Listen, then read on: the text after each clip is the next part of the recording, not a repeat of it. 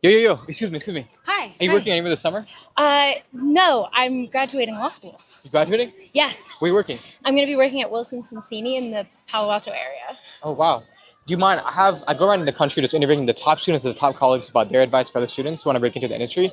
And I've never interviewed a law student before, so if you're down, I'd love to have you on the channel. Sure, yeah, you can talk to me while I walk to class. Let's do it. So what do you think is the biggest mistake you see with law students though when trying to get a big law internship? One of the biggest mistakes that people make is trying to pretend to be someone that they aren't. These people are running interviews day after day, hour after hour, and I really do think that they can tell when you're not being yourself. I think what's super important is that you should be going into a place that matches your vibe and also that you can match the vibe of. And so the only way you can do that is by being your authentic self during an interview. What is the one thing that many law students underestimate about actually standing out in their interviews for big law? Making sure that you have other experiences beyond law school that you can talk about and pull on to show your interest in the field. Joining clubs, doing externships or internships either during or before law school, having work experience in the field can just really make you stand out as a candidate, especially when everybody, again, is coming in with similar grades, similar classes, similar stories.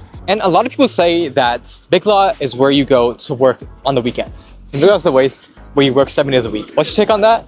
And do you think that you need to work long hours to succeed in Big Law? I think that that's why it's super important to get to know your firm and get to know the people there and make sure that it's the space for you. Going in, spending a summer or a semester working with them to understand what their work-life balance is going to be like is super important. I know when I went to my firm, there were women on maternity leave, there were people on vacation during the summer, and so that made me feel a sense of comfort as to my future at the firm in being able to take the time that I will need to rest, recharge, do all those things. So a lot of people emphasize how important networking is to break into Big Law. What is the best question that you've actually asked in a coffee chat? Why did the person choose to go into law and become a lawyer?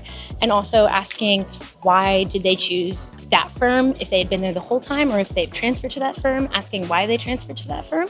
I think that again can be a super valuable insight into the firm culture and kind of what you could be walking into. So what is the worst piece of advice that you've received in your career and why? Was to not speak up when you're uncomfortable, because there's a lot of value in making sure that, again, the firm that you're going to is the right fit for you and that you're the right fit for them. And so seeing how they can handle a situation, whether it's something super minor or something super grand, it can just make sure that you're going to the right place after you graduate and when you start working in the law field.